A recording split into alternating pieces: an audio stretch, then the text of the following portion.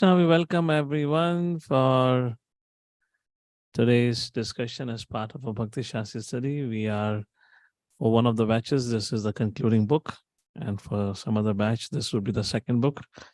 One of the favorite books of our acharyas, titled as Nectar of Instruction. Let's offer prayers today, prayers together, and we'll look a little bit into the history of this book. What inspired Srila Rupa Gosvami to write this book, and what inspired Srila Prabhupada to also give a commentary on this particular book, where there are so many literatures available. And actually, that is what took me some time. I was putting my thoughts into the PPT, not thoughts, the notes into the PPT. That's where it took some time for me. Let's offer prayers together. Is it online now? So we can just see. Yeah, is online. Okay. Om Ajnanatimirandasya Jnananjana Shalakaya Chakshurunmilitam Yena Tasmai Shri Gurave Namaha. Shri Chaitanya Manobhishram Sapitam Yena Bhutale Swayam Rupa Kadamayam Dadati Swapadantikam Vandeham Shri Guru Shri Jata Padakamalam Shri Gurun Vaishnavansha Shri Rupam Sagrajata Sahagana Raghunathanvitam Tam Sajevam Sadvaitam Savadhutam Parijana Sahitam Shri Krishna Chaitanya Devam Shri Radha Krishna Pada Sahagana Lalita Shri Vishakhan Vitamsha Namao Vishnu Padaya Krishna Prashnaya Bhutale Srimate Bhakti Vedanta Swami Niti Namine Namaste Saraswati Deve Gauravani Pracharine Nirvishesha Shunyavadi Pashatai Deshatarine Namo Mahavadanyaya Krishna Prema Padayate Krishnaya Krishna Chaitanya Namane Gautase Namaha Vanchakalpatarubhyasya Kripa Sindhubhya Cha Patitanam Pavanebhyo Vaishnavebhyo Namo Namaha He Krishna Karuna Sindhu Dinabandhu Jagatpate Gopesha Gopika Kanta Radha Kanta Namostate Tapta Kanchana Gorangi Radhe Vrindavaneshwari Vrishabhanu Sute Devi Pranamami Hari Priye Jai Shri Krishna Chaitanya Prabhu Nityananda Shri Advaita Gadadha Shivasadi Gaur Bhakta Vrinda Hare Krishna Krishna Krishna Hare Hare Hare Ram Ram Ram Hare Hare. Hare Krishna. So we welcome once again everyone for today's discussion. We are starting a study from the new book of this Bhakti Shastri program titled as Nectar of Instruction, like that. So, okay, just let me set my computer here, correct. So, as a part of our first discussion for today, we'll take a look at the preface written by Srila Prabhupada and also a little bit of introduction to this book, which will cover the history, or you can say the origin of NOI, and how different commentaries written on this book, and also what all commentaries we might refer during the course of discussion from NOI, along with Srila Prabhupada's writing. Srila Prabhupada himself, in his writing, includes the commentary of Śrīla Bhaktivinoda Ṭhākura. However, Śrīla Bhaktivinoda Ṭhākura has also written a commentary. We'll try to discuss that and take a look at it. So, as a part of Nectar devotion, we used to recite this particular shloka. So let's begin with that. It's our prayer to Srila Rupa Gosvami and all the Goswamis who very scrutinizingly studied Vedic scriptures and drew out the essence from all of it and made it very easy for us to understand. We'll speak more on this subject matter today. Let's begin with it. Let's offer prayer together. Nana Shastra Vichane Kanipano Sahadharma Samstapakau Lokanam Hitakarinu Tribhuvane Mahanyo Sharanya Karo Radha Krishna Padaravindra Bhajana Nahande Namatali Kayo Vande Rupa Sanatano Raghujago Shri Jiva Gopalako Vande Rupa Sanatano Raghujago Shri Jiva Gopalako. So, as a spiritual principle, before we begin the study of writings of any of the acharyas, unlike the mundane education that we get, the life and precept of the author matters a lot. It's a principle that before we study any writing, we should know about the life of the author, because that inspires us and that gives us the purpose to apply the teachings and instructions given. Anyways, this book is titled, which is a very small book, one of the smallest book as part of Bhakti Shastra syllabus, only has 11 verses. And on top of it, this book is titled as Upadeśāmṛta. Upadesh, these are instructions. So whom do we like to take instructions from? Okay, I mean, whose instruction can we follow? Only those who we have faith on, and only on those who we know that they are our well-wishers. So therefore, establishing who is Srila Rupa Gosvami is of utmost importance. We have discussed a little bit about Srila Rupa Gosvami in Nectar Devotion course book also, but because there are new students also for this particular session, and there are a few more things that I thought I will add in this presentation for today. And revisions is always good, thanks to Kali Yuga memory. Okay, so who is Srila Rupa Gosvami? Madan Ṭhākura writes, and he says, Shri Chaitanya Manobhishtam Sthapitam Yena Bhutale. Srila Rupa Goswami Prabhupada has established within this material world the mission to fulfill the desire of Lord Chaitanya.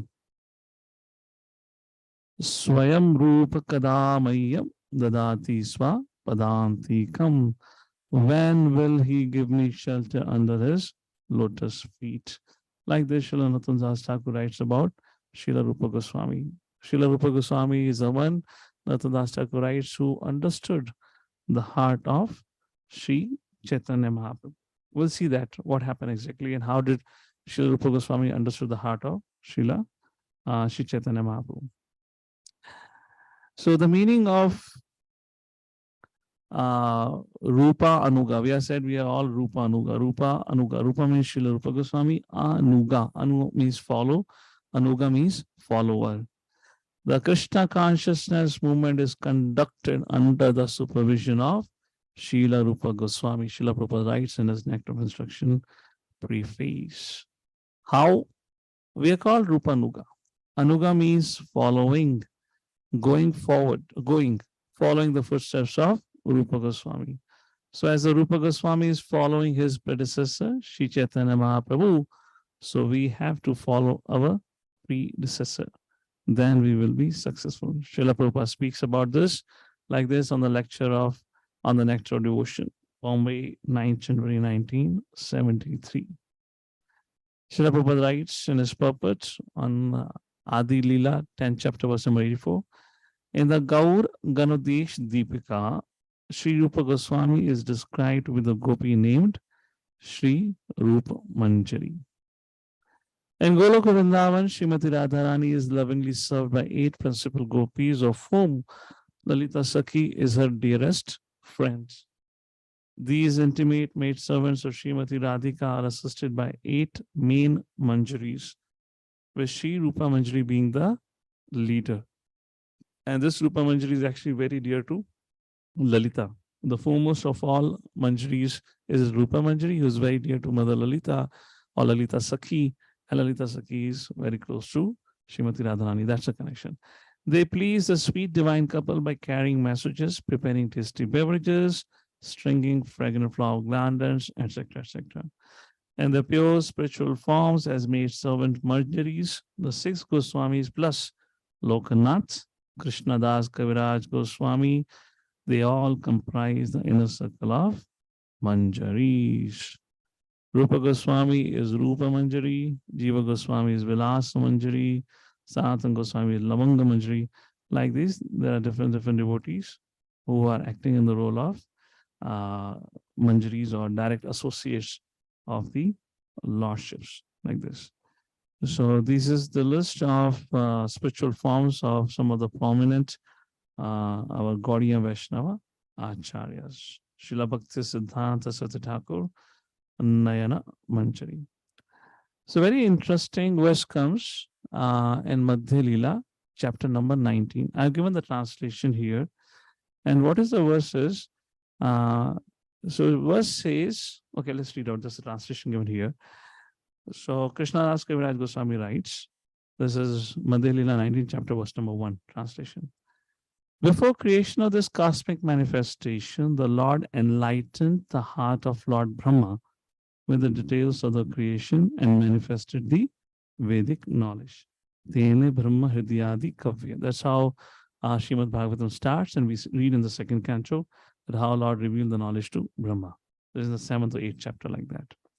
So Srila Krishnadas Kaviraj Goswami says, in exactly the same way, the Lord, being anxious to revive the Vrindavan pastimes of Lord Krishna, impregnated the heart of Rupa Goswami with spiritual potency.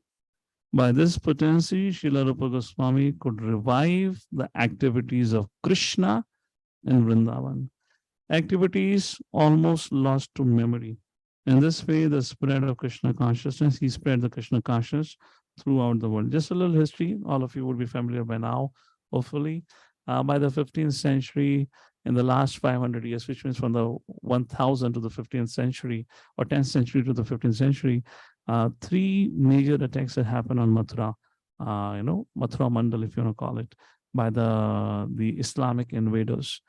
And by the 3rd attack, it was entirely destroyed. So much so, there was not even a single temple. There was no Leela Sthali remaining. So when Sri Chaitanya Mahaprabhu had gone for Vraj Parikrama on his maiden trip, he didn't find anything. So therefore, while in his return, he met Srila Rupa and Sanatan at Prayagraj and Varanasi accordingly. And there, Sri Chaitanya Mahaprabhu instructed. Let's take a look at it. And actually, it's a very interesting section. Maybe I can just read a few verses from Madhya Lila like this. One second. I'll just take out the verses. This is from, where are the verses? Hare Krishna. And this is 19th chapter. And yeah, 115, 116. We'll read that. So how do I share this? We go here, we go here, and we go here. Let me just increase the size. I hope this is visible. This is Chaitanya Charitamrita Madhya Lila, Sri Chaitanya Mahaprabhu meeting with Rupa Goswami, and some part of the conversation. Chapter is titled as Sri Chaitanya Mahaprabhu instructs Rupa Goswami. Krishna Tattva Bhakti Tattva Rasa Tattva Pranta Sabashikaliya Prabhu Bhagavata Siddhanta. Sri Chaitanya Mahaprabhu taught Sri Rupa Goswami the ultimate limit of the truth about Lord Krishna, the truth about devotional service, the truth about transcendental mellows, culminating in conjugal love between Shri Radha and Krishna. Finally, he told Rupa Goswami about the ultimate conclusions of Srimad Bhagavatam. Text number 16. Ramananda Pashayata Siddhanta Shunila Rupa Kripa Karitaha Sava Sancharilam. Sri Chaitanya Mahaprabhu taught Rupa Goswami all the conclusions he had heard from Ramananda Roy and duly empowered him so that he could understand them. Text number 7. Shri Rupa Hridaya Prabhu Shakti Sancharila Sarvatattva Nirupane Pravina Karila. By entering the heart of Rupa Goswami, Sri Chaitanya Mahaprabhu empowered him to ascertain properly the conclusion of all truths. He made him an experienced devotee whose decisions correctly agreed with the verdicts of the disciplic succession. Thus, Srila Rupa Goswami was personally empowered by Sri Chaitanya Mahaprabhu. This is Krishnadas Kaviraj Goswami talking. Shivananda Sainera Putra Kavi Karnapura Rupera Milana Swa Granthe Likhiya Chena Prachura. This is not directly about the conversation, but a few things. In his book, Chaitanya Chandrodaya, Kavi Karnapur Son of Shansan has elaborately described meeting between Sri Rupa and Sri Chaitanya Mahaprabhu like this. Kalena Vrindavan Keli Vata Lufte Titam Khaya Payatum Vishishya Kripamrita Abhisheshesha Devas Tatreva Rupam Cha Sanatanam Cha. In the course of time, the transcendent news of Krishna's pastimes in Vrindavan almost lost. To enunciate explicitly those pastimes, Sri Chaitanya Mahaprabhu empowered Srila Rupa and Sanatan Goswami with the nectar of his mercy to carry out this work in Vrindavan. Text number 120. We're going to read up to 122. 3 more verses. From the very beginning, Sri Rupa Goswami was deeply attracted by the transcendental qualities of Sri Chaitanya Mahaprabhu. Thus, he was permanently relieved from family life. Srila Rupa Goswami's younger brother Vallabha was blessed by Sri Chaitanya Mahaprabhu. Although the Lord was transcendent, situated in his transcendental form at Prayag, he told Rupa Goswami about transcendental ecstatic love of Krishna. The Lord then embraced him very fondly and bestowed all his mercy upon him. Priya Sarupe, Daita Sarupe, Prema Sarupe, Sahaja Virupe, Nijanurupe, Prabhureka Rupe, Tatanurupe, Savilasa Rupe. And dear Srila Rupa Goswami, whose dear friend was Saru Damodar, was the exact replica of Sri Chaitanya Mahaprabhu and is very, very dear to the Lord. Being the embodiment of Sri Chaitanya Mahaprabhu's ecstatic love, Rupa Goswami was naturally very beautiful. He very carefully followed the principles enunciated by the Lord, and he was a competent person to explain properly the pastimes of Lord Krishna. Sri Chaitanya Mahaprabhu expanded his mercy to Srila Rupa Goswami just so. Hare Krishna. Anything? Mother Midhavani, Harinam Krishna Prabhu? You raised your hands? Raise your hand to read, Prabhu. Oh. Sri Chaitanya Mahaprabhu expanded his mercy to Srila Rupa Goswami just so he could render service by writing transcendental literatures like this. And the last verse to read from Chaitanya Charitamrita. The characteristics of Srila Rupa Goswami have thus been described in various places by the poet Kavi Karnapur. An account has also been given of how Sri Chaitanya Mahaprabhu bestowed his causeless mercy upon Srila Rupa Goswami and Srila Sanatana. So that's the point. Therefore, our Krishnadas Kaviraj Goswami says, just like the Vedic knowledge was imparted by Lord Vishnu or Lord Krishna into the heart of Brahma, similarly, Sri Chaitanya Mahaprabhu imparted the secrets of devotional service to Srila Rupa Goswami in his meeting at Prayag Raj. Therefore, going back to the presentation, we made this point before also. Therefore, in Prema Bhakti Chandrika, Narottam Das Thakur says, we read this shloka, we know this shloka. Shri Chaitanya Manobhishtam Sthapitam Yena Bhutale Swayam Rupa Kadamayam Dadati Swa Padantika. So historically, the meeting between Sri Chaitanya Mahaprabhu and Srila Rupa Goswami took place in 1513 or 1516, if I'm correct. I get confused the different dates which are mentioned in our literatures according to the calendar, like this. And there in that meeting at Prayagraj, Sri Chaitanya Mahaprabhu instructed Rupa Goswami, gave instruction to restore and recover the lost places of past times, to write books. And it is said Srila Rupa Goswami wrote or composed close to 1 lakh verses and wrote many books, of which Nectar of Devotion, Nectar of Instruction is considered extremely important for sadhakas. Why it is important and relevant, we'll take a look at in a short while. So like this. So what is the importance and relevance of Nectar of Instruction? First of all, let's talk about a little bit importance. I'll give you a little history about it.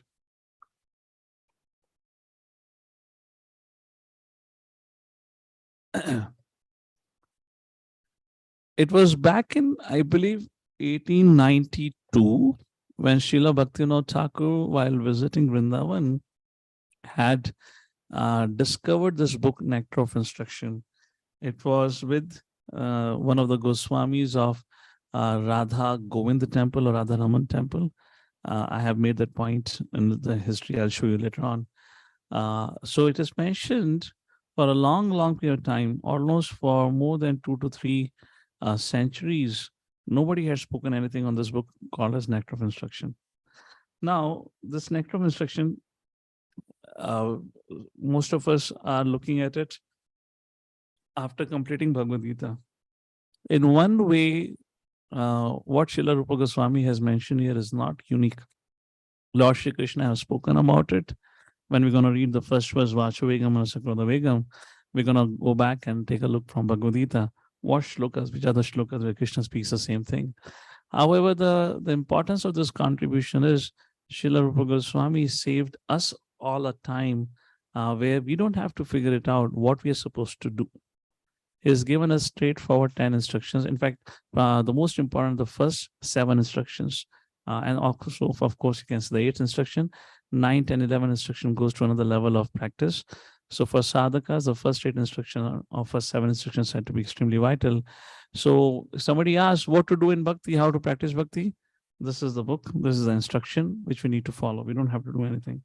So the glories of Srila Rupa Goswami is that he made bhakti very simple, and that was Sri Chaitanya Mahaprabhu's wish. Find out the secrets, find out or extract the essence for various scriptures and compile books so that it becomes very easy for practitioners to take to bhakti and to follow bhakti. So, well, we'll come back to that later on. So what is the importance of it? We were discussing that. The importance is post Sri Chaitanya Mahaprabhu's disappearance.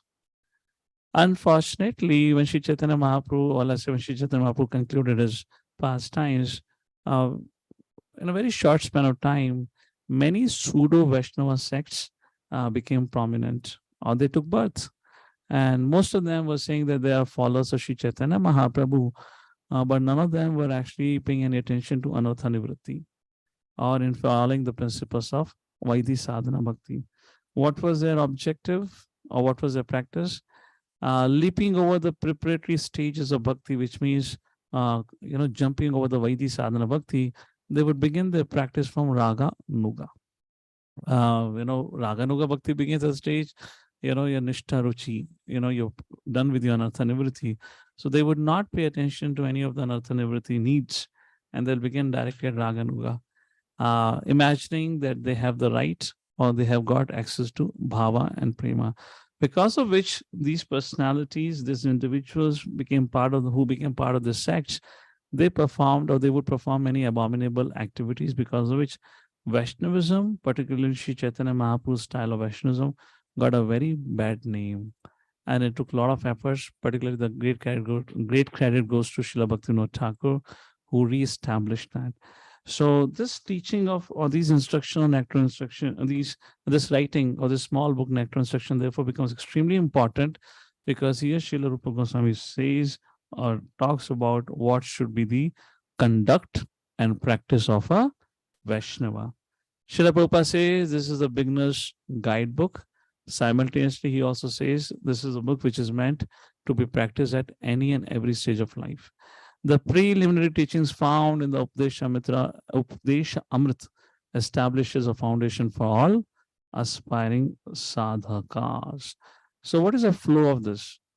So, the first 7 verses of Nectar of Instruction or Upadeśāmṛta forms a part of sadhana bhakti. Text 1 to 7, Vaidhi sadhana bhakti. What is it? Let's take a look at it. So, Vachavegam, so these are some snippets. You can have different angles to look at it. How to qualify, just these are some, it's not the only key point, but there's some key points. Maybe let me give you a summary, then we'll take a look at it. So what are the 7 verses? First verse talks about, let's say, first 3 verses talks about do's and don'ts, yama and niyama. Beginning with Vachavegam, Manasakrodavegam, and text number 2, Atyahara Priyashas. The activities, the urges to be controlled, the activities to be given up, and the attitude, the activities to be cultivated. And text number 3 was Saha Nishya Dharya. That's how it began with. Text number 4 talks about our relationship with Vaishnavas. And then text number 5, 6, 7, and 8. Let's say 5th, talk about how to see or not to see the great devotees of the Lord. Text number 5th and 6th, actually, both of them talks about that. How to relate with different grades of devotees and how to see or not to see, text number 6. And text number 7 talks about, despite, even though if you don't have a taste for chanting, you should still continue to chant, because that is a way to overcome the material fever like that. So that's the progression which is mentioned, that this should be done. In other words, another way of looking at it is this flow of this NOI, to be able to chant effectively. There is some yama and niyama which we need to practice. Along with that, we need to have a very healthy relationship with Vaishnavas. Therefore, the 10 offenses, the very first offense is not to commit an offense to one special master. And also we know about Vaishnava Prat. Like that, these things are covered in these 7 verses. So some of the summary which we can draw from here: how to recognize spiritual master, how to prevent a fall downs, how to make advancement, how to begin to experience love amongst devotees, how to associate with devotees, how to avoid committing offenses, and how to completely cure oneself from ignorance by beginning to taste the sweetness of the holy names. Then comes text number 8 to 11, where text number 8 talks about Raganuga Sadhana Bhakti, spontaneous devotional service in which the devotee follows in the footsteps of one of the eternal associates of Krishna in Vrindavan. Anuragi, Anugami. Take shelter of Anugami. Become an Anugami of Anuragi and live in Vrindavan. That is text number 8. Then comes text number 9, which talks about Bhava Bhakti, devotional service in ecstasy. And then text number 10 and 11 talks about Prema Bhakti, mature, pure love of Krishna. So very interestingly, first 7 verses talks about Sadhana Bhakti. And suddenly there is a turn of a change of gears from text number 8, and it goes very high. In other words, if one can follow these 7 instructions, which again by Srila Rupa Gosvami, one's advancement is for sure certain. And how smooth and how fast it would happen, just like the verses from 8 to 11. From Raganuga, from Sadhana Bhakti to Prema Bhakti, and almost in 3 verses like that. There's a very beautiful purport in the 4th canto. All right, let's have somebody read. Would anyone like to read this? I'm only speaking to myself here so far. Hare Krishna, Prabhu. Can I read?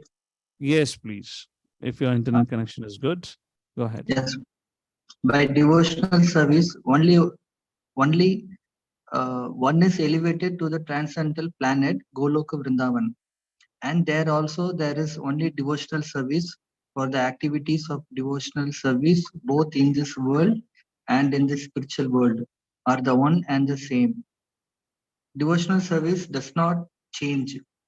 The example of a mango can be given here. If one gets an unripe mango, it is still a mango, and when it is ripe, it remains the same mango, but it has become more tasteful and relishable. Similarly, there is devotional service performed according to the directions of the spiritual master and the injunctions and regulative principles of the Shastra. And there is a devotional service in the spiritual world rendered directly in association with the Supreme Personality of Godhead. But they are both the same. There is no change. Difference is that one stage is unripe and other is ripe, and more relishable and more relishable. It is possible to mature in devotional service only in the association of devotees. And that's the Bhagavatam 4. yeah, that's the major emphasis of this. So that's an example given. I'll explain this later on. Let's move forward. That's actually just an analogy which we just read. The journey from bitter mango to condensed sweet or sweetness. A quick look at Srila Rupa Goswami's timeline, a brief life sketch. Before we look into it, we'll just quickly draw a parallel between the life of Sri Chaitanya Mahaprabhu, because Rupa Goswami was born just 3 years after Sri Chaitanya Mahaprabhu. We'll take a look at it, what happened. So 1486, I'll not spend too much time, is the year when Sri Chaitanya Mahaprabhu was born, 1510, so we're talking about how much? 14 and 24 years.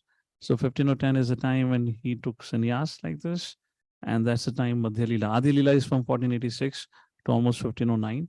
1510 onwards, this Madhya Leela section begins at the age of 24 and onwards, where Chaitanya Mahaprabhu took sannyas, went to Jagannath Puri, he went to South Indian tour, meeting with Ramananda, and then his first attempt to go to Vrindavan, that's the time he reached Ramakeli and had a meeting with Rup and Sanatan Goswami like that. And then again at Prayagraj, and Varanasi. Twice Sri Chaitanya Mahaprabhu met. And finally comes the Antalila from 1516 to 1534. So Adi Leela from 1486 to 1510, first 24 years. And the next 6 years, 24 to 30 is your Madhya Leela of Sri Chaitanya Mahaprabhu's lifeline. And then 1516, which means from the age of 30 to the age of 48. Which means 1516 to 1534, Sri Chaitanya Mahaprabhu's Antalila, which was largely spent at Jagannath Puri. All right. A similar graph for Rupa Goswami. He was born in 1489. As such, his Diksha Guru was not Sri Chaitanya Mahaprabhu. His Diksha Guru was Sri Vidya Vachaspati Mahodai, who was actually a younger brother of famous Vasudeva Sarvabhauma, like this. So when did the first meeting of Sri Chaitanya Mahaprabhu and our Rupa Goswami took place? It took place somewhere around 1514. Chaitanya Mahaprabhu was almost of the age of 25 years by that time, correct? Okay. Wait a second, the timeline. 1480, 1510. It should be 1511. Okay, we'll not compare this thing here because, there is a little difference in timeline. Anyways, so somewhere around that time, 1514, 89, which means 25 years. So Rupa Goswami was 25 years old. That's the point here. So 1514, which means Srila Rupa Goswami met Sri Chaitanya Mahaprabhu at Prayagraj. That's the time Srila Rupa Goswami was instructed. That's the point here, like that. Okay, 1516, 1517, Rupa Goswami went to Jagannath Puri. He met Sri Chaitanya Mahaprabhu there. And 1535 was the time when Govind Dev deities was found by Srila Rupa Goswami. And then came 1545. By that time, Rupa Goswami was at the age of 56. So at the age of 46, Govind Dev deity was discovered by or found by Srila Rupa Goswami. By the age of 56, between 1545, he had completed his writing of Bhakti Rasamrit Sindhu. And it is mentioned 1564 is the year when Srila Rupa Goswami concluded his pastimes, which is close to 27 days after Srila Sanatana Goswami. Srila Sanatana Goswami also departed from this world in the same year, 1564. And almost a month later, Srila Rupa Goswami concluded his pastimes like this. So, one second. So overall, his life, if you take a look at it, so he lived for almost around 75 years. His Grahastha life tenure was like for 22 years. or let's say up to the age of 22. And from the age of 22, for the next 53 years, he spent his time in Vrindavan like this. And his samadhi is in Shri Radha Damodar Mandir. So that's about Srila Rupa Goswami's little sketch. This is a repeat slide. Please ignore that. We already read that Sri Chaitanya Mahaprabhu empowers Srila Rupa Goswami. Okay, yeah. Let's take a look at the origins of Sri Upadeśāmṛta. What is the origin of it? So Śrīla Bhaktivinoda Ṭhākura have written about the subject matter of how Srila Rupa Gosvami wrote this NOI or Upadeśāmṛta. So Bhaktivinoda Ṭhākura had written a commentary by the name of Anuvritti, like this. And at the end of it, he writes something explaining how Srila Rupa Gosvami had composed NOI. So these are the words of Sri Bhaktivinoda Saraswati Ṭhākura. He writes, Govinda vachane jani, yahi goranga vani, aprakata kale sara katha. Nilachale sindhu tire, Shri Gauranga dhire dhire, balila shunila bhakta tha. I accept the statements of Govinda to be the words of Gauranga, which were his essential teachings at the time of his departure. Shri Gauranga calmly spoke these on the seashore at Nilachal while the devotees had listened. So when Srila Rupa Goswami was at the age of around 27 or 28 years old, he had returned from Vrindavan back to meet Sri Chaitanya Mahaprabhu at Jagannath Puri. So it was during that meeting Sri Chaitanya Mahaprabhu spoke on the subject matter which is covered in Upadeśāmṛta. So out of this 11 verses, 4 verses were spoken by Sri Chaitanya Mahaprabhu. That is what Bhaktisiddhanta Saraswati Ṭhākura writes. Let's take a look at it. So Bhaktisiddhanta Saraswati Ṭhākura writes further. Gauramukha Upadesha Sarva Amritera Shesha Sri Rupa Gosvami Prabhuvara Karnadara Panakari Lekhanite Tahadhari Kali Jivedila Bharahara. The instructions that issued from the mouth of Gaura are the essence of all nectar. The great master Sri Rupa Goswami drank it through his ears and then wrote them down, presenting them to the jivas of Kali Yuga in order to remove their burden. So, you see the previous verse, Govinda Vachane Jani. So I accept the statements of Govinda. Who is this Govinda? This is not referring to Radha Govinda deities. Actually, there was a devotee by the name of Govinda Dev Kavi. He was an Uriya Vaishnava poet who was in the disciplic line of Vakeshwar Pandit. And in 1758, he had written a book by the name of Shri Gaur Krishnodaya, which was actually a poem describing the pastimes of Sri Chaitanya Mahaprabhu. And in that writing, in his last chapter, if you want to call it that way, he describes how Sri Chaitanya Mahaprabhu met Rupa Goswami at Jagannath Puri, and there he spoke 4 verses to him. What are the 4 verses that Sri Chaitanya Mahaprabhu spoke to him? Verse number 5, 6, 7, and 8. Verse number 5 is Krishneti yasya giritam manasadriyetam. So how to relate to devotees? How to see the devotees? And text number 7 and text number 8. Text number 7 is about the chanting, Sito Patapta Rasanat Senarochikanu. And text number 8 is becoming an Anugami of Anuragi. These 4 shlokas were spoken by Sri Chaitanya Mahaprabhu to Srila Rupa Goswami, who documented as it is. And this is what Srila Bhaktisiddhanta Saraswati Ṭhākura is quoting here, is talking about here, quoting the devotee by the name of Govinda Deva Kavi. So what we're going to read in NOI is actually the direct words of Sri Chaitanya Mahaprabhu. That's the point here. Just wanted to highlight that. So now question comes, okay, 5th, 6th, 7th, 8th. Is that okay? You're on the same page? A little bit about the origins. So the 4 verses are composed by Sri Chaitanya Mahaprabhu. What are the first 4 verses? From where did Srila Rupa Goswami, did he compose what it is? So we'll often see that our acharyas had written many texts, and often how they wrote text was not that they just composed something. Often they will, Sri Chaitanya Mahaprabhu gave them the teaching to extract it from the Vedic scriptures. So these first 4 verses are also extraction of essential teachings from various scriptures. And that's what we're going to take a look at it. What were the origins, or what are the origins of the first 4 verses? So the first verse is found in Mahabharata. And this is the verse which is given in Mahabharata, Shanti Parv, 12th. This is Shanti Parv, is the 12th book, chapter number 269, verse number 15. So I hope I'm not boring you with a little history. Huh? I thought it was interesting, so we'll take a look at it. Vachovegam manasakrodavegam vivissavegam udarupashtavegam etan vegan vinay dvai tapasvi nanda chasya hidyam no pranayat.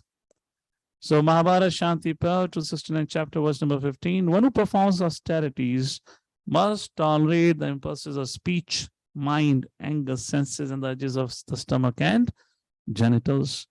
Criticisms should not contaminate his heart. So this particular verse, almost the same verse, is repeated twice in Mahabharata. And again, this verse comes a little differently, again in Shanti Parv only. Vachuvegam manasakrodavegam vivissavegam udarupashtravegam etan veganyo vishyatha vishyatyu dhirnams tammanyaham brahmana vai munimcha. So according to me, tammanyaham brahmana va munimcha. So I consider one who is able to tolerate the impulses of speech, the mind, anger, senses, energies of the stomach and genitals to be a brahmana and a sage. Now, can you imagine how well learned our acharyas were? Rupa Goswamis, they didn't have Google search. They didn't have Chat GPT.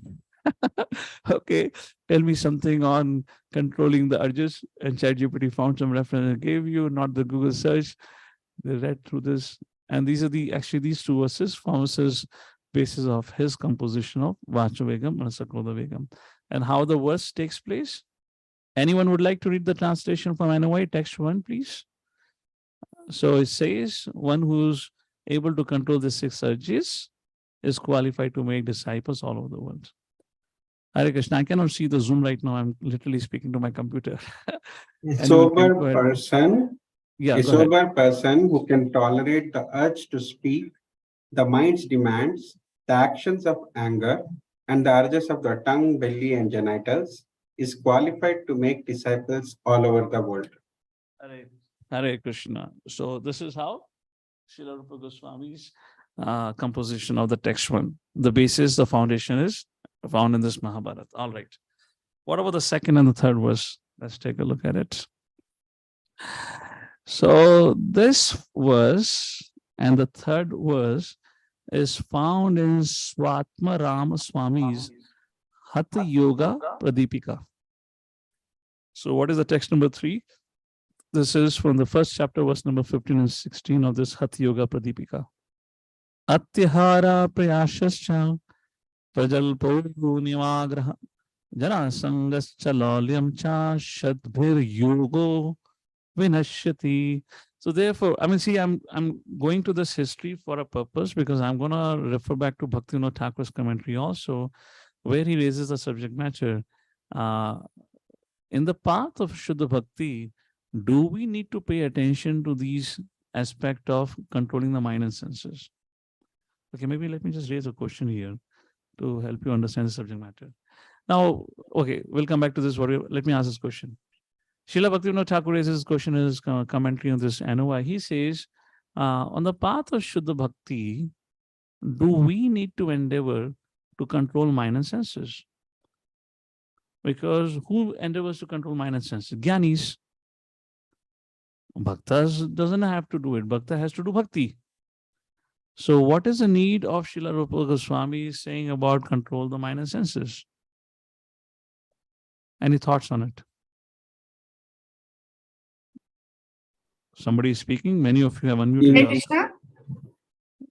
Yes, go ahead. Yeah, to basically to dovetail from Bhoga Vritti to Seva Vritti. Basically, Okay. from sense gratification to service. Thank you. Anything else?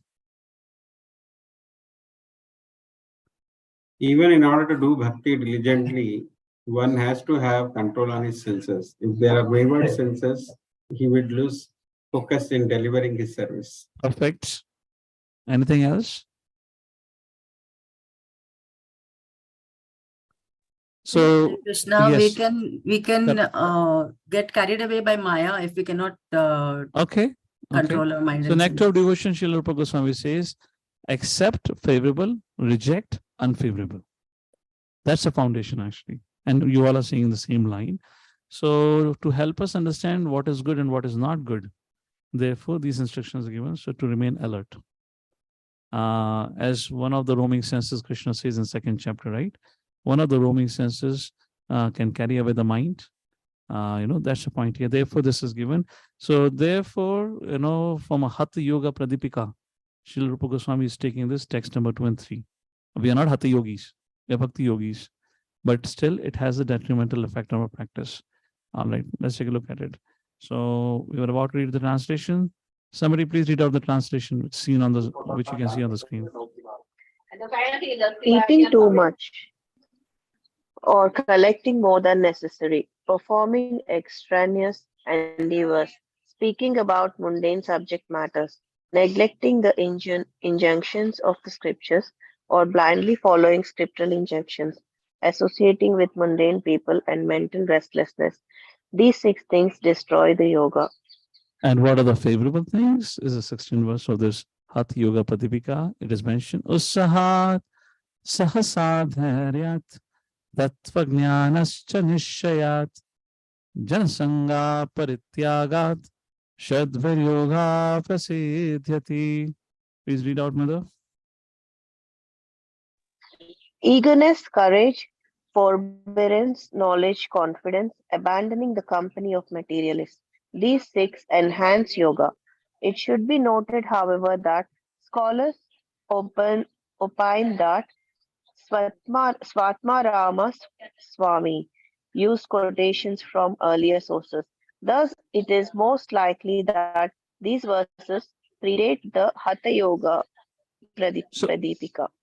So the point mentioned here is the authors or the writers before they would often quote from scriptures, and then they may a little bit tailor-made it for their particular composition because it has to have a certain meter. So Srila Rupa Goswami, so we have one reference from this Hatha Yoga Pradipika where this reference is found, but most probably these verses would also be composed from or taken from some other text. Just like Bhakti Rasamrita Sindhu has more than 2,000 verses, 2,400 verses, if I'm correct, like that, big book.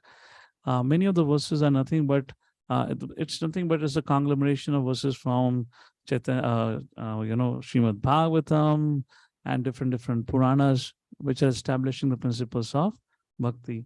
So it is not that if our acharyas have taken certain references or certain verses from somewhere, it minimizes their scholarship, but that was the culture of it.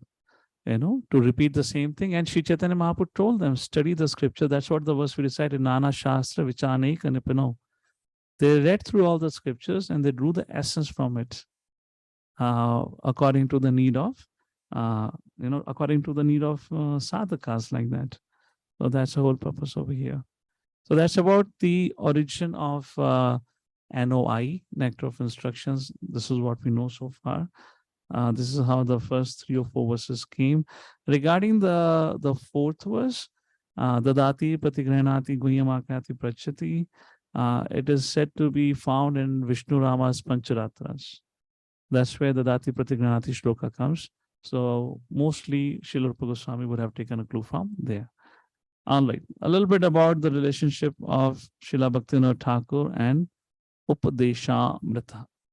The scholars and the recent acharyas, they give a credit to Srila Bhaktivinoda Ṭhākura because he is the one who in the recent history, the first one in the recent history, who wrote the commentary on NOI. Otherwise, Nectar of Instruction was almost a lost book. So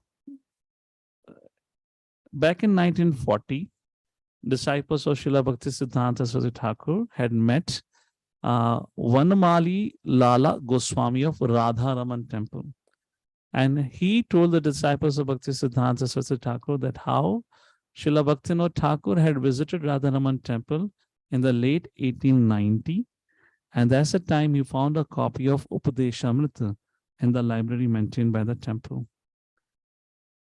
And Hare Krishna. So with Vanamali Goswami's permission, Śrīla Bhaktivinoda Ṭhākura had copied the manuscript, and then he had published it in the 9th volume of Sajjana Toshni magazine, 1898. And that's the time he had written his commentary by the name of Piyush Vashni Tika. Piyush Vashni, in other words, nectar, the shower of nectar, like this. Piyush Vashni Tika. This is the name of commentary of Śrīla Bhaktivinoda Ṭhākura. Bhaktisiddhanta Saraswati Thakur's commentary is known by the name of Anuvritti, like this. Anu means to follow, Vritti means, your nature. So that should be based on following the acharyas. That's the point. So Bhaktivinoda Ṭhākura had not only written his commentary, but he also gave a composition. He in fact wrote a series of poems on Upadeśāmṛta. I would prefer to do it, sing those songs, but because an online forum, that will become a little difficult to sing it. We'll do it in the Sunday program. There's some very beautiful songs he had written for each of the verses. Not only that, for each of the verses, he had given 7-8 shlokas. So he did two things. Let's take a look. I'll read out these things. Very interesting, Bhaktivinoda Ṭhākura did. So Bhaktivinoda Ṭhākura further propagated the glories of Upadeśāmṛta by writing 12 articles based upon text number 2 and 3, which is very famously known as Bhaktya Loka. So I'll be referring that Bhaktya Loka to discuss the text number 2 and 3. It's itself a book which talks about the nuances of those texts number 2 and 3. Not only that, he also composed Bhajana Lalasa section in his Shanagati songbook based upon the verses of Upadeśāmṛta. So for each verse, there is a particular song composed by Bhaktivinoda Ṭhākura. And at times, not one song. There are 3-4 songs composed by Bhaktivinoda Ṭhākura for each verse. Like that. So incredible work he had done. And also, he also gave a very short commentary in Sanskrit. I have that. We'll also try to read for each verses. Don't worry, I will not scare you with too much Sanskrit and too much complexity. So that was Bhaktivinoda Ṭhākura. Then in 1915, following in the footsteps of Śrīla Bhaktivinoda Ṭhākura, the father of Bhaktisiddhanta Saraswati Thakur, he wrote Anuvritti commentary to Upadeśāmṛta. And not only this, he also composed a poem, but in Bengali, by the name of Upadeśāmṛta Bhāsha, upon each of the 11 verses. So in NOI, we don't have just this small book of NOI, huh? We have a lot of things to read. Don't think, Hari Bol, my Bhakti Shastra is about to get over. Chota sa book reh gaya, time for holiday. No. We're going to bring a lot of books for your reference here. This is just an introduction. So, don't be in a celebration mood. Course khatam ho raha hai. And then in 1975, our founder Acharya, our Srila Prabhupada, he wrote a commentary on this Upadeśāmṛta, which is Nectar of Instruction. So finally, we got this. But we should not forget what all was behind it. So we should refer it. We'll try to do whatever we can try to do with that. Okay. Yeah. Okay, sorry. This is just last minute slides being prepared. So something a repetition. Let's take a look at a little bit of relationship of Srila Prabhupada and Srila Rupa Gosvami over here. So Srila Prabhupada at Radha Damodar. In 1933, at Srila Prabhupada's initiation, Srila Bhaktisiddhanta Saraswati instructed him to study this book, Bhakti Rasamrita Sindhu's Law Book on Devotional Service. Srila Prabhupada accepted sannyas on September 17, 1959, and he moved to an upstairs room at Radha Damodar temple. And he concentrated his energy on translating into English and purporting the Srimad Bhagavatam. So this is all happening at Radha Damodar. Huh? This is Srila Prabhupada's relationship with Radha Damodar. What is that Radha Damodar? Radha Damodar ji. What else? What else is there Radha Damodar?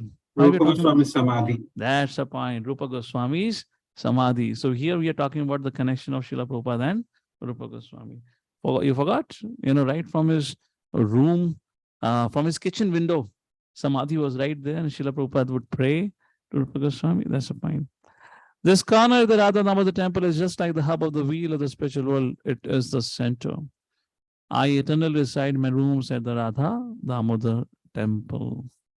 Srila Prabhupada's decision to stay in the Radha Damodar Mandir was an indication of his conscious and fervent desire to live, serve, and write under the shelter of Srila Rupa Goswami, and to very practically seek his blessings for his life's mission of translating the Srimad Bhagavatam and preaching in the West.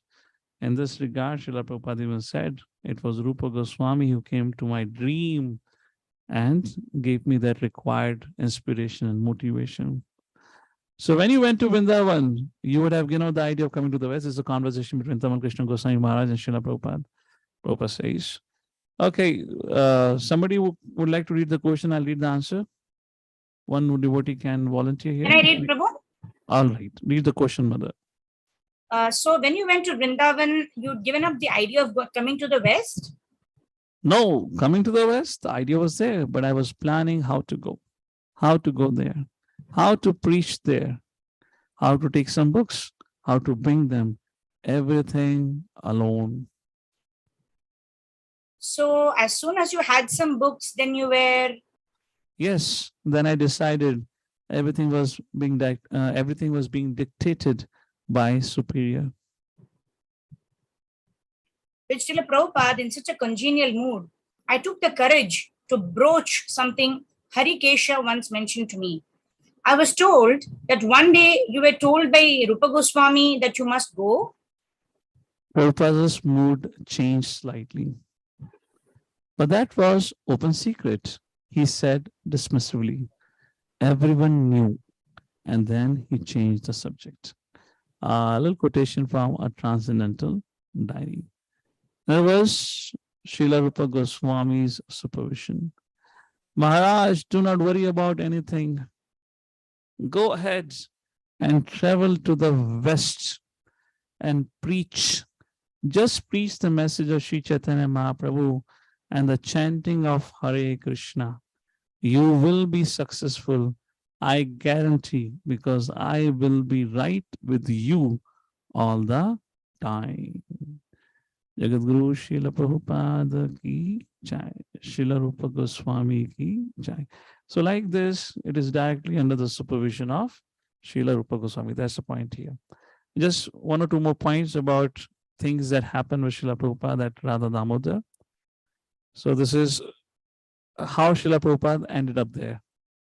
So Srila Prabhupada was invited to live at Radha Damodar temple by Gaurachandra Goswami. And as Prabhupada, he says, I was looking for an opportunity to somehow, get more closer, have more opportunity of association with Srila Rupa Goswami. And therefore, we're going to start reading preface in a short while. In the preface, Srila Prabhupada writes a line. He says, Krishna consciousness movement is conducted under the supervision of Srila Rupa Goswami, like this. So there was a devotee by the name of Hridyanand Babaji Maharaj. He recalls a very beautiful incident that he saw occurred at Radha Damodar temple.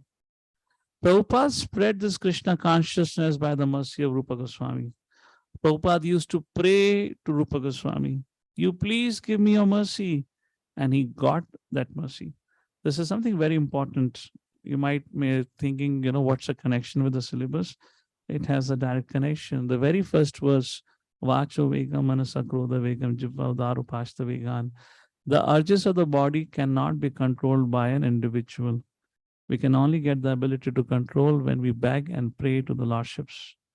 Only when Vaishnavas, when Guruvar and Gauranga bless us, looking at our sincerity, then only we will have the ability to control our urges. Not control, tolerate our urges. There's no question of control, but tolerate our urges. So we are here learning about the mood of Srila Prabhupada. Srila Prabhupada would plead to Rupa Goswami, please, you give me your mercy. And then Hedanand Babaji Maharaj says, and he got the mercy. I know this because I saw some of the things he did while at the Radha Damodar temple. My room is still located in the same place as it was then. So this Babaji was a neighbor, was sharing that place with Srila Prabhupada. I would hear a voice crying from inside the courtyard near Rupa Goswami's Samadhi Mandir. That voice was calling out and crying regularly, but I did not know what it was because I was trying to take rest, which means late in the night, Srila Prabhupada would go at the Samadhi and would cry, please give me your mercy. But one night on the full moon, I heard that voice again. So I climbed up to the roof of our house and looked down into the Radha Damodar courtyard. I saw something very amazing. Srila Prabhupada was sweeping the courtyard of Rupa Goswami's Samadhi. He was bending down with a small broom, and as he swept the ground by the Samadhi, and he was crying out, hey Rup, hey Sanatan, hey Gurudev, please give me your mercy. Without your mercy, I cannot do anything. Give me your mercy. Give me the strength so that I may fulfill your words. And then I realized that it was he who almost every night was calling out as he was sweeping like this. So every night Srila Prabhupada would do that. So Hidanand Babaji Maharaj continues, he says, many years later when I heard that it was actually he who had been chosen by Chaitanya Mahaprabhu to spread the Hare Krishna Mahamantra around the world, I was not surprised because he begged for mercy.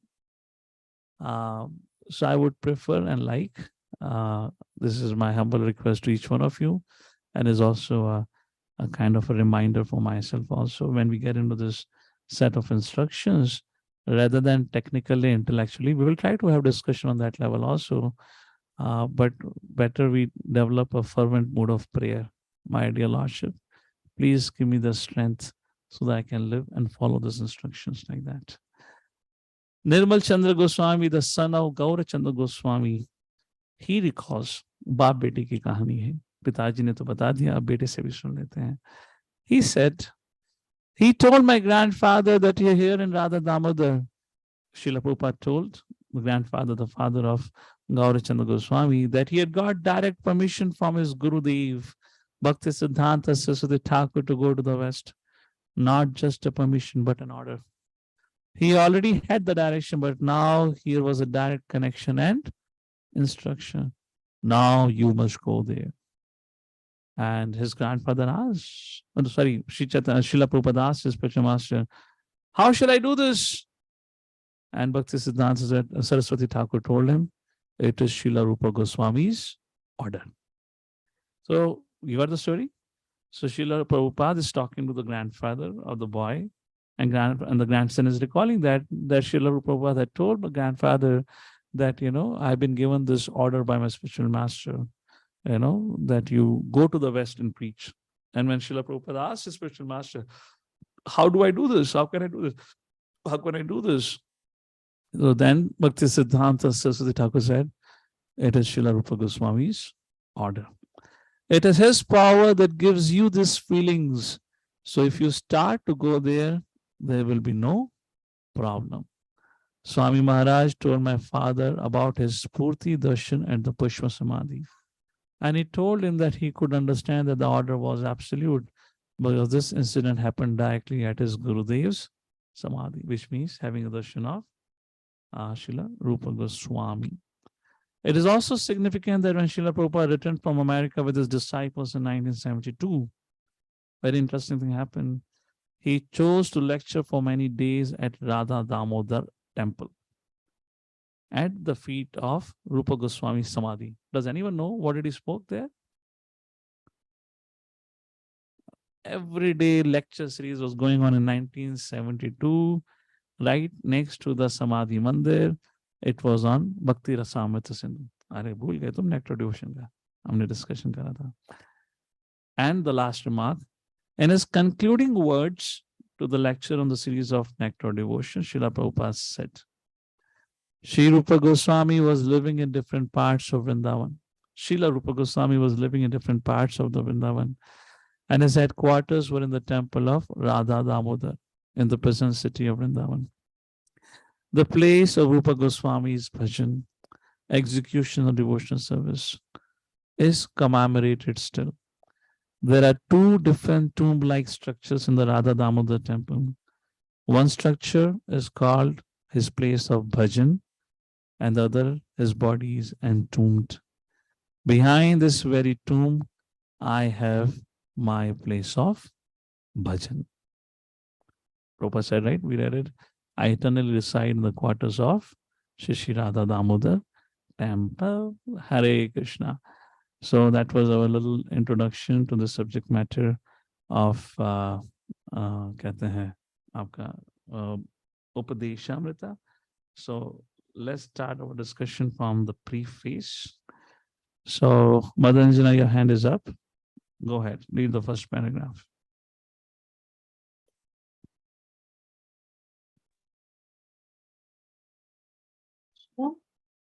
The Krishna conscious movement is conducted under the supervision of Srila Rupa Gosvami. The Gaudiya Vaishnavas or Bengali Vaishnavas are mostly followers of Sri Chaitanya Mahaprabhu, of whom the 6 Goswamis of Vrindavan are direct disciples. Therefore, Srila Narottama Dasa Ṭhākura has sung, Rupa Raghunatha Pade Hai Beyakuti Kabe Hama Bhujaba Se Jugala Priti. Please read. when I am eager to understand the literature given by the Goswamis, then I shall be able to understand the transcendental loving affairs of Radha and Krishna. Sri Chaitanya Mahaprabhu appeared in order to bestow upon human society the benediction of the signs of Krishna. The most exalted of all the activities of Lord Krishna are his pastimes of conjugal love with the gopis. Sri Chaitanya Mahaprabhu appeared in the mood of Srimati Radharani, the best of the gopis.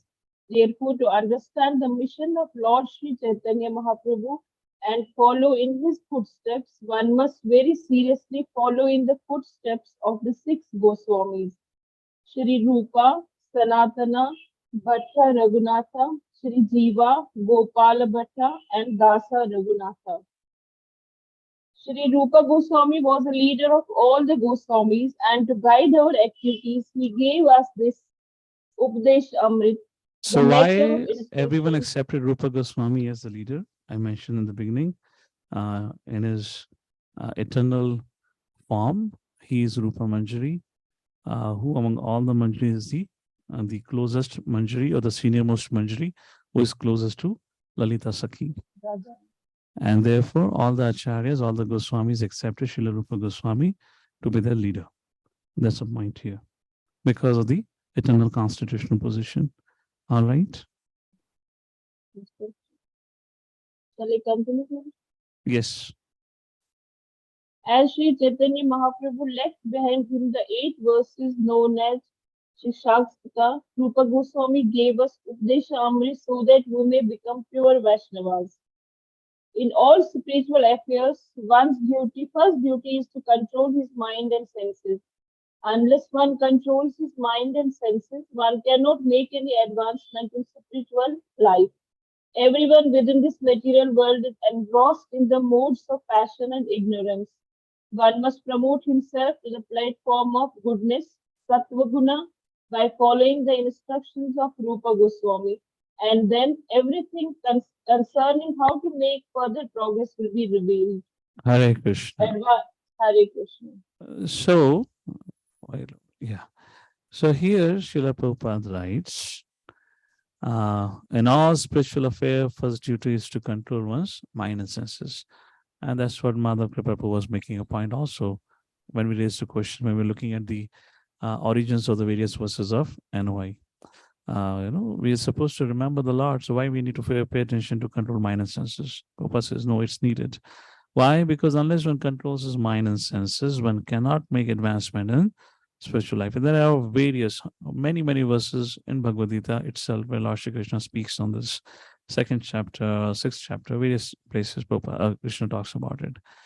So one must promote himself to the platform of goodness by following the instructions of Rupa Goswami. And then everything concerning how to make further progress will be revealed. Let's have some discussion on this. Any reflections? What do you mean by this? And how can we rise up to the platform of goodness?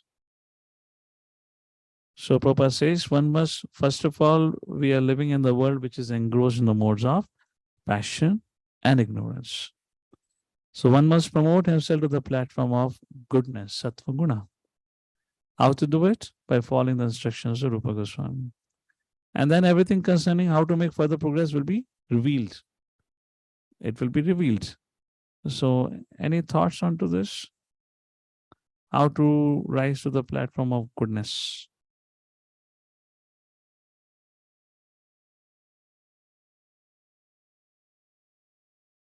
We at times say bhakti or devotional life is beyond goodness. Theoretically, which is correct.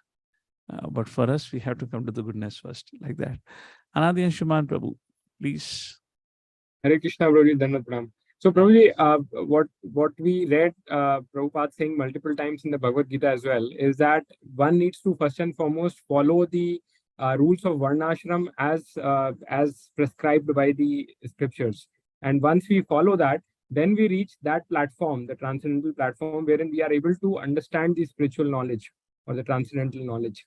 And correct. That can take us theoretically, which is totally correct. And Adi Shuman Prabhu, my question was not in that direction.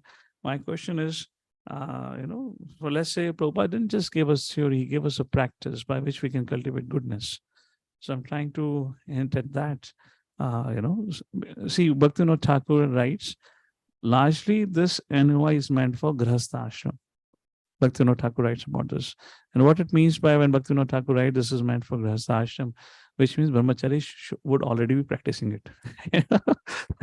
They should already must be practicing it.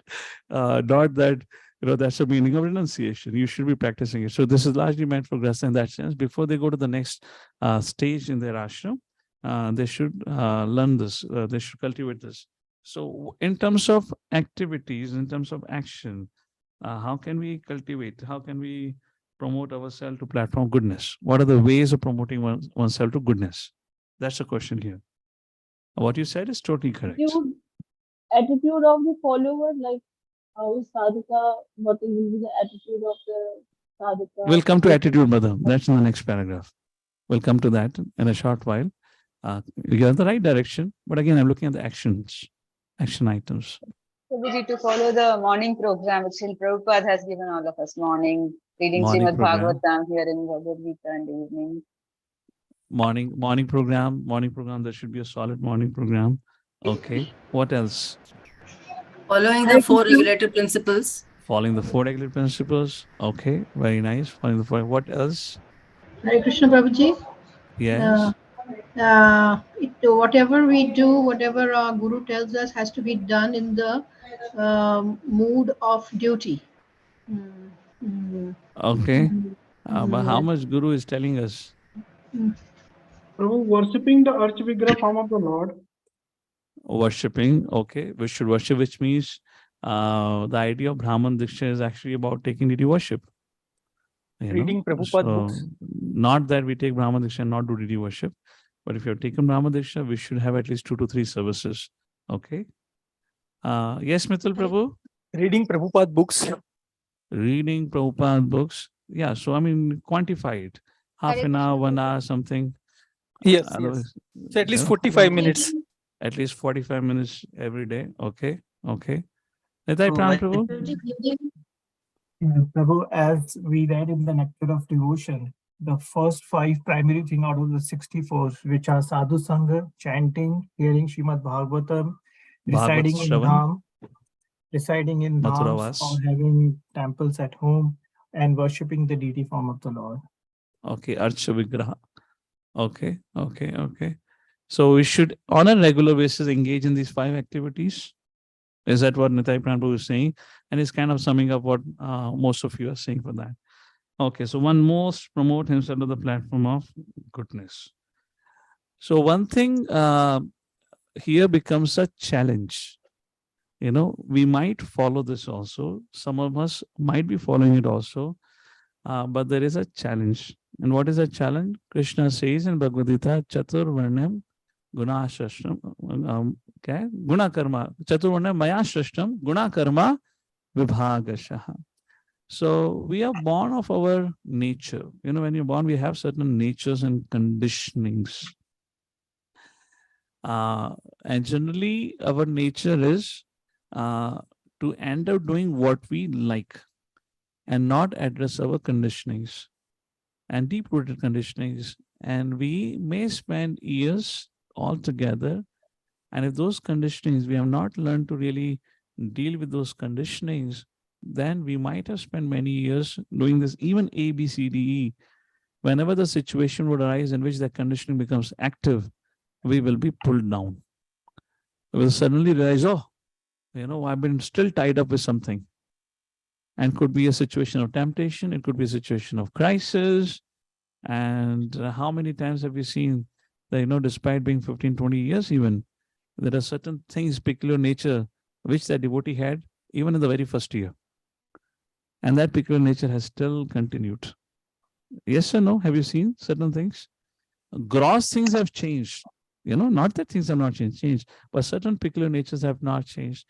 So one very important aspect of mode of goodness is to also have a little bit of tailor-made, you know, guidance. What's in, you know, what for me? How should I practice? So what Srila Prabhupada gave us through his writings, a very generic formula, which we all should do it. We should all definitely, but pertaining to our needs, we should have that certain accountability and relationship where we can have certain things for ourselves. And therefore, there's a whole culture of having mentors, and I believe all of you would have in your local communities where, you know, there are certain devotees to guide you. So we should take advantage of that so that we can rise above those things. And that's how mode of goodness could be cultivated. Fine. All right. Giridhari Gopinath Prabhu. Not sure if your hand is up for the question, but now you can read the next paragraph. Attitude. Hello. I just raised the hand for to say Vaishnava Seva. Yes, fantastic. In that way we can. Now it's time for some Vaishnava Seva. Goodness. Totally agree. Now some time for Vaishnava. Now time for Vaishnava Seva. Please read the next paragraph, Prabhu.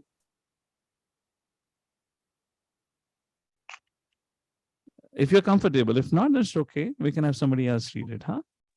Somebody else can. Sure. Giridhari Gopinath Prabhu. Madhav Kripa Prabhu, go ahead. Sure, Prabhuji, but I was just looking for the screen. I'm not sure. It's not. And I'm looking you on your screen. Where is your book? I can follow it here, but follow book. Which paragraph? Book नहीं खोली अभी तक. Book है खुला. Advancement of Krishna in Krishna consciousness. Last one, first paragraph. Last paragraph, Prabhu.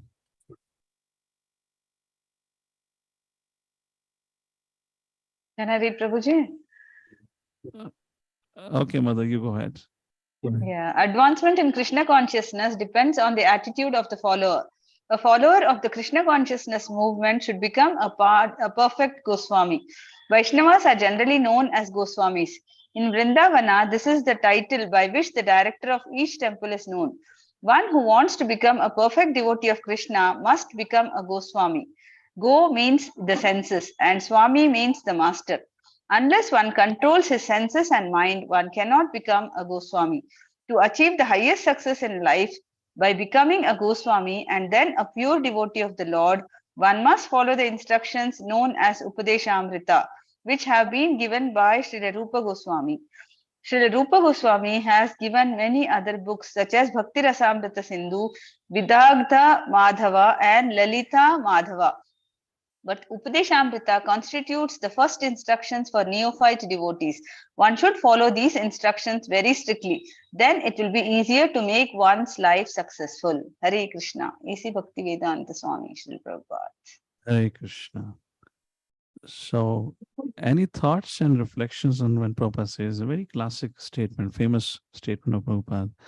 Advancement in Krishna consciousness depends on the attitude of the follower. Would any one of you would like to define what does it mean by the attitude?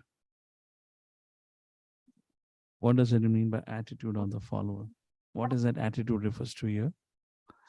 If all of you can please lower down your hands in case if it was raised for reading, so I can begin to call. Madhurati Manjari, please go ahead. Hare Krishna, Prabhuji. Please accept my humble obeisances. The service attitude, Prabhuji. Okay, the service mood. Very nice, very nice. What I else? think- Giridhari Gopinath Prabhu? Prabhu, respecting juniors, same age peers and seniors. Okay, In so different Narad Muni, ways. Narad Muni in this context says we should have friendly disposition towards the equal, respect for seniors, and compassion for juniors. Like that in the fourth canto it describes. So, okay. Prabhuji, can I say? Yes, Madhav Prabhu. So the attitude is like how sincerely and seriously we want to come to the stage which has been, discussed in terms of pure devotional service. And for that, Eagerness. yeah. Rupa Goswami says that word lolium in Bhakti Rasamrita Sindhu. Okay. Okay, good. What else? Fourth canto, in the fourth canto only, Prithu Maharaj says something very profound. Just like I was telling Giridhari Gopinath Prabhu, he was making point of respect. I said, Narad Muni says how to deal with 3 different levels. Similarly, Prithu Maharaj says something very profound in the fourth canto. Śrīla Dhanam, Kritagnyam, and Vrad Ashraya. These are the 3 things which you should cultivate. Whoever has it, he says, would have all auspiciousness in one's life. Śrīla Dhanam is good attitude or good character, good behavior.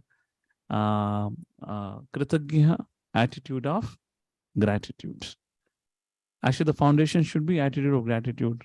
Then, as some of you said, the seva attitude, the eagerness, it all comes. And the third is Vrad Ashraya. Always, Vrad Ashraya, working under the guidance or being under the shelter of seniors like that. Anything else? There are 4 or 5 things. Gratitude. What is it? Attitude in Krishna consciousness. Advancement depends on attitude. So what is the attitude? First, gratitude to the preceptor. First and foremost, you can write on these 5 things to summarize. Gratitude towards the teacher, Guru and Gauranga. Second, eagerness, as Madhav Kripapu was saying, eagerness to achieve the goal. Third, accountability. Fourth, commitment to the process that we have taken. And the fifth, leading a life with Vaishnava qualities. These are the 5 things, and this is what we kind of discuss right now, quoting Prithu Maharaj and the other inputs that we all collected from all of you. All right.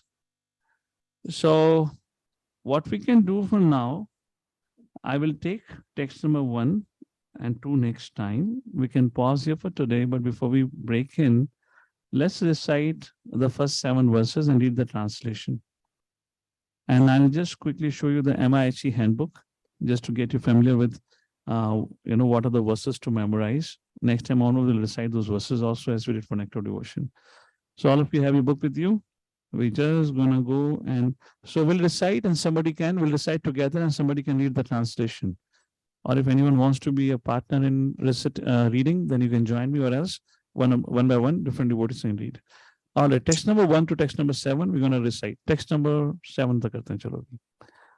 All right, 1, 2, 3, and go. Vashvegam rasapurvegam vibhavegam udarupashtavegam etan vegani vashedha sarvam apimam tatvim sashishyat.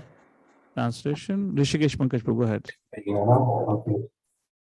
A sober person who can tolerate the urge to speak, the mind's demands, the actions of anger, and the urges of the tongue, belly, and genitals is qualified to make disciples all over the world.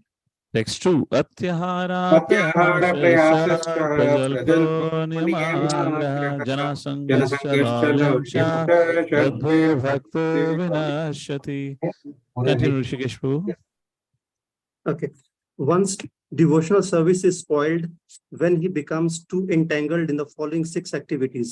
First, eating more than necessary or collecting more funds than required. Second, over endeavoring for mundane things that are very difficult to obtain. 3, talking unnecessarily about mundane subject matters.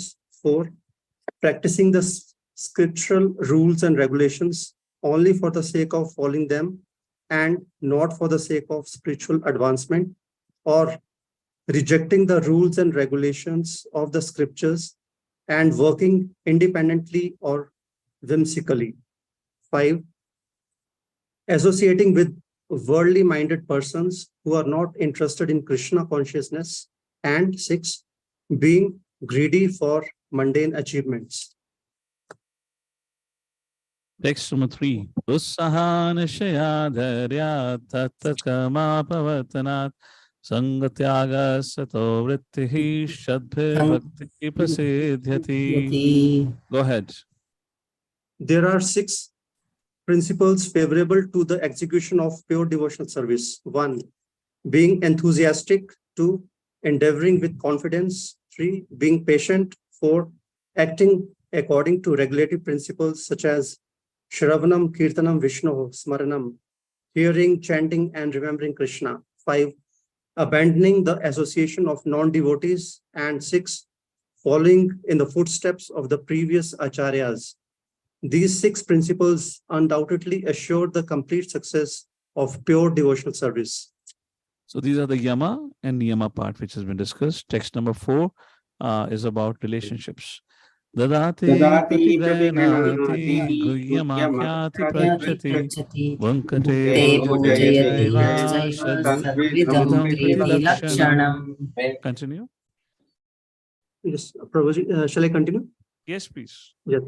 Offering gifts in charity, accepting charitable gifts, revealing one's mind in confidence, inquiring confidentially, accepting prasada, and offering prasada are the 6 symptoms of love shared by one devotee and another.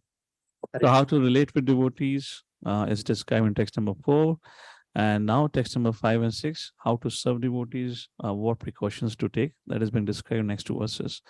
Krishneti yasya giritam manasadriyeta dikshasti chitpaniti bhishya bhajamunatavisham susrushraya bhajana vijnanam ananyamanya nandadishamyabhidam sita sangalabdha. Padhiye translation. One should mentally honor the devotees who chants the holy name of Lord Krishna. One should offer humble obeisances to the devotee who has undergone spiritual initiation, Diksha, and is engaged in worshipping the deity. And one should associate with the faithfully serve that pure devotee who is advanced in undeviated devotional service and whose heart is completely devoid of the propensity to criticize others. Text number 6. Drushte svabhava janite vapuchashta doshe na prakatatvamiha bhakta janasya pashyat ganga vasamana kalu budpudafena panke brahmadavatyamapi gacchati prabhamai. Being situated in his original Krishna conscious position, a pure devotee does not identify with the body. Such a devotee should not be seen from a materialistic point of view. Indeed, one should overlook a devotee as having a body born in a low family, a body with a bad complexion, a deformed body, or a diseased or infirm body. According to ordinary vision, such imperfections may seem prominent in the body of a pure devotee, but despite such seeming defects, the body of a pure devotee cannot be polluted. It is exactly like the waters of the Ganges, which sometimes during the rainy season are full of bubbles, foam, and mud. the Ganges water do not become polluted. Those who are advanced in spiritual understanding will bathe in the Ganges without considering the condition of the water. Syat Krishna Nama Charita Disita Piyavatya Prito Patapsara Sunasya Naruchikanu Yantu Vadardanudinam Khalu Saiva Jushta Swadavi Krama Bhavati Tat Gadamulahantri. The holy name, character, pastimes, and activities of Krishna are all transcendently sweet like sugar candy. Although the tongue of one afflicted by the jaundice of avidya, ignorance, cannot taste anything sweet, it is wonderful that simply by carefully chanting these sweet names every day, a natural relish awakens within his tongue, and his disease is gradually destroyed at the root. We can just read the text sheet also, because that brings us at least to the Raganuga stage up to there, part of sadhana bhakti. Tannama rupa charitadi sukirtanam smartyo kramena rasana manasi niyochya Vishtan vrajeta danuragi jananugami alam nayat akhilam iti upadesha saram. The essence of all advice is that one should utilize one's full time, 24 hours a day, in nicely chanting and remembering the Lord's divine name, transcendental form, qualities, and eternal pastimes, thereby gradually engaging one's tongue and mind.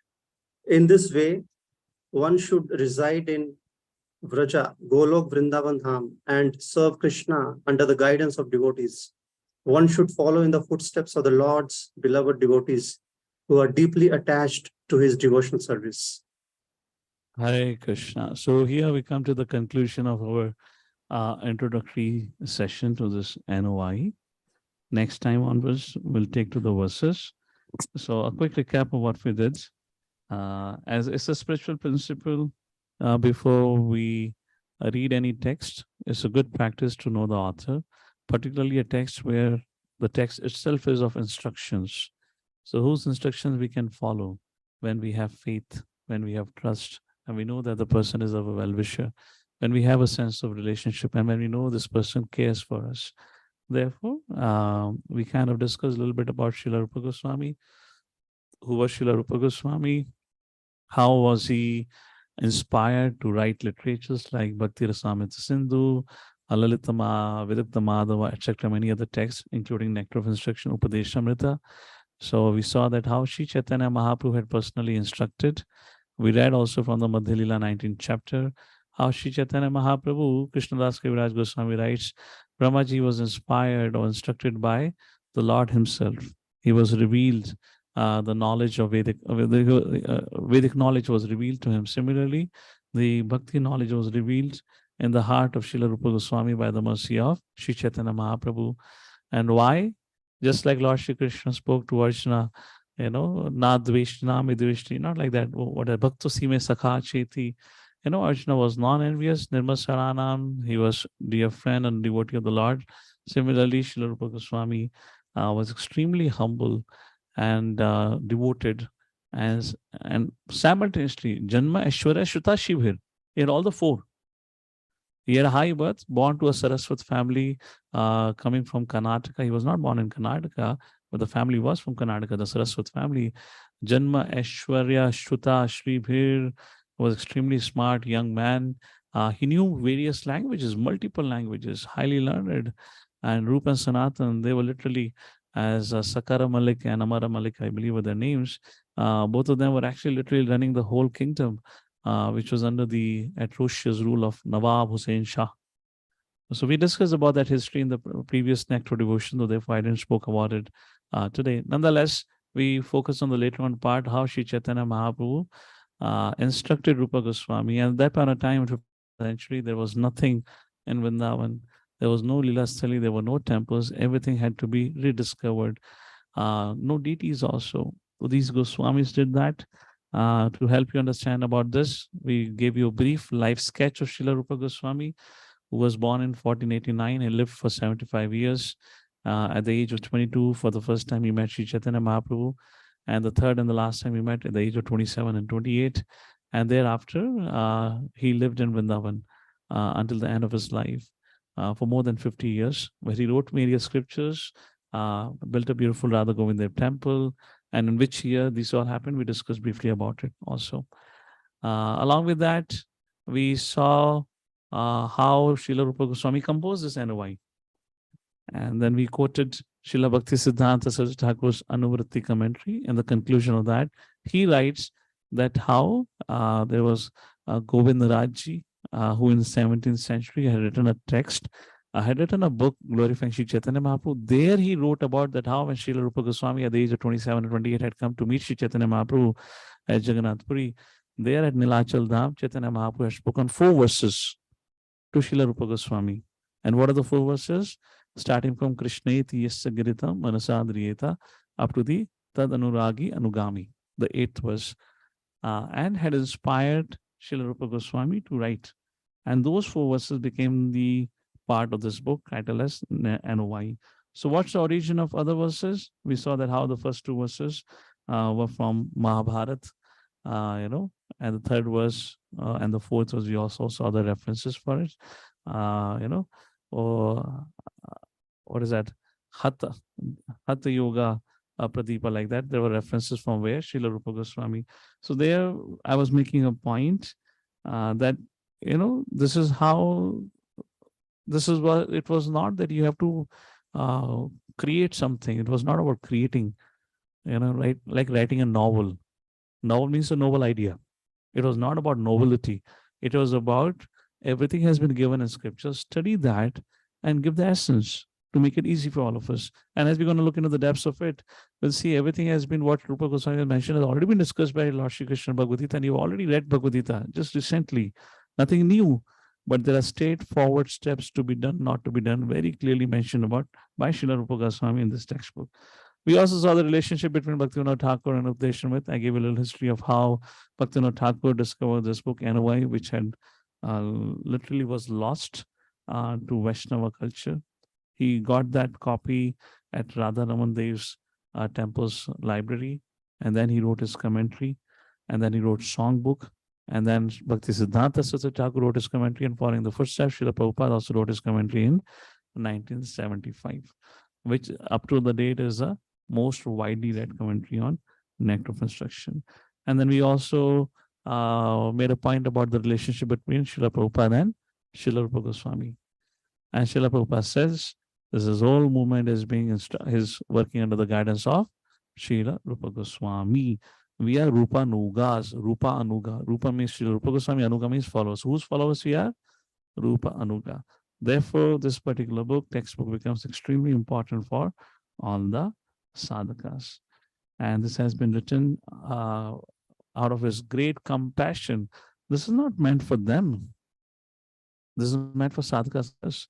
So it's a subject matter of to ponder about the great compassion of Srila Rupa Goswami for all of us who took all these endeavors, read books like Mahabharata and whatnot, from where they have drawn references and written these vital instructions. And it is very pleasing to Guru Parampara, to Srila Prabhupada, that we try and strive to follow. And the instructions are very powerful and potent, like Vacho Vegam, Manasa Koda Vegam. Then we read about Prajalpa, Niyamagra. We'll take all that look next week onwards. Next week is, I believe, the 15th August long weekend. So we'll not have a class next week. Following week after that, we'll meet and we'll have the class. We'll take a discussion at that point of time. So during the Nectar devotion also I had made a point how to read the books, but it becomes more important now. So I learned it from my teachers. When you would read books like, particularly like this, we should read it as if everything has been written for you, as if Srila Prabhupada is writing for you. Srila Rupa Goswami is writing for you. This is what you should do. So when you open the book and start reading from text number 1, so you see it as a personal letter written by Srila Rupa Goswami and Srila Prabhupada to you.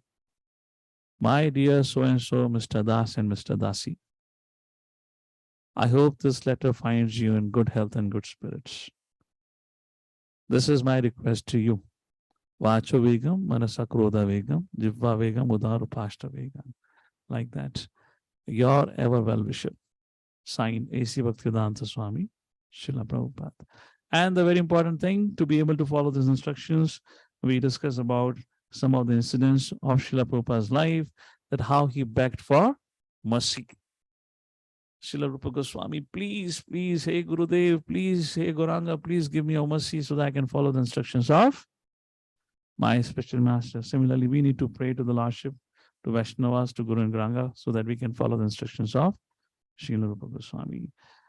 Hare Krishna. With that, we pause here for today. Jagadguru Srila Prabhupada ki jai. Srila Rupa Gosvami ki jai. Shri Upadeśāmṛta ki Jai. Hare Krishna. Thank you for your kind attention. Anyone has any comment or any clarification?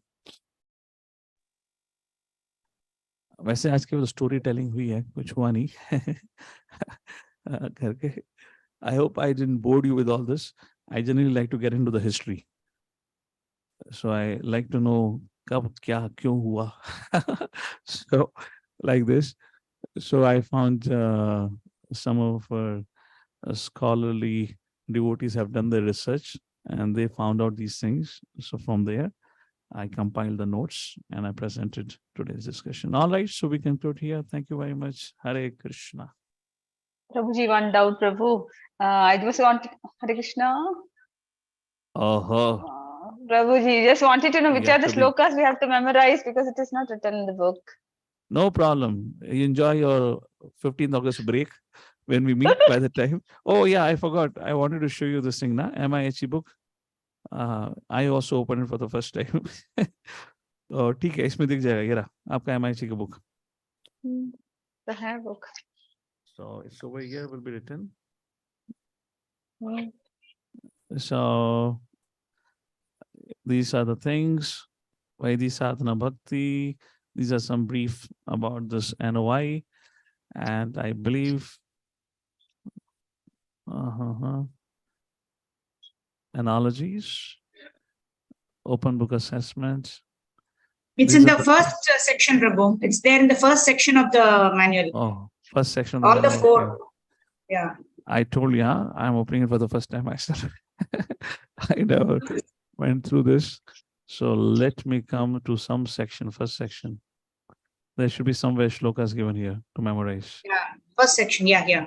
After Number this. of lesson, study material, preliminary, presentation, sample. Hey, somebody tell me the page number now, if you know of it. Gira, verses for memorization. 14. Nectar of Instruction, verse number 1 to verse number 11. That's all. Okay. 1 to 4, Prabhu? No. That is wrong. 1 to 11. I see 1 to 11. Okay. Who is seeing 4 here? So already you got the answer, mother. So you have to learn verse number 1 to verse number 11 only. Yes, Prabhu. Okay. Thank you. हमें महाभारत के 1,00,000 श्लोकों में से 11 श्लोक learn नहीं कर सकते हम लोग. अभी महाभारत का रेफरेंस है ना यहाँ पे. All right. ठीक है. Hare Krishna. No problem. Anyways, whoever takes your shloka test, if he is happy or she is happy with 4 shlokas, I don't mind. So